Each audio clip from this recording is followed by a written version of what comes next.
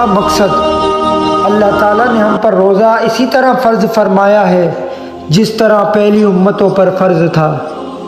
یہ چند دن ہوتے ہیں جن کو تم انگلیوں پر گن لیتے ہو، اور ایک دن آتا ہے کہ معلوم ہوتا ہے کہ چاند نظر آ گیا۔ لیکن رمضان شریف کے روزے کا مقصد کیا ہے؟ اللہ تعالیٰ کا مقصد ہمیں بھوکا اور پیاسا رکھنا نہیں ہے، یعنی لعلکم تتقون، تاکہ تم متقی بن جاؤ۔ روزہ متقی کس طرح بناتا ہے؟ انسان کی فطرت گناہ کی طرف مائل ہوتی ہے، اور اللہ تعالیٰ نے مسلمانوں کو رمضان میں حلال نعمتوں سے بھی روک دیا۔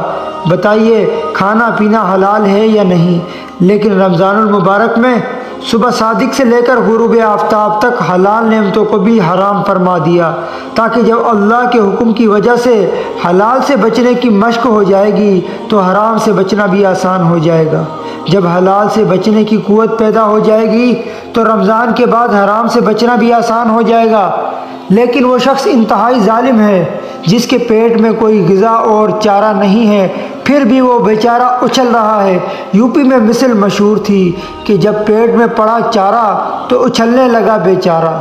تو وہ انسان انتہائی ظالم ہے کہ پیٹ خالی ہے، بھوک لگی ہوئی ہے، زبان خشک ہے، کمزوری محسوس ہو رہی ہے، لیکن پھر بھی نامحرم عورتوں سے اور حسین لڑکوں سے اپنی نظر کی حفاظت نہیں کرتا۔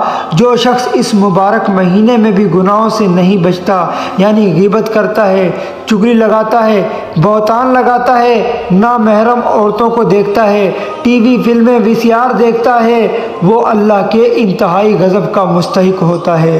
اللہ تعالیٰ ہم سب کو رمضان المبارک کا مہینہ نصیب فرمائے اور رمضان میں زیادہ سے زیادہ نیک کام کرنے کی توفیق عطا فرمائے۔ اگر ویڈیو اچھی لگی تو چینل کو سبسکرائب کر دیں، ویڈیو کو لائک کر دیں تاکہ آنے والی اسلامک ویڈیو آپ تک پہنچ سکے۔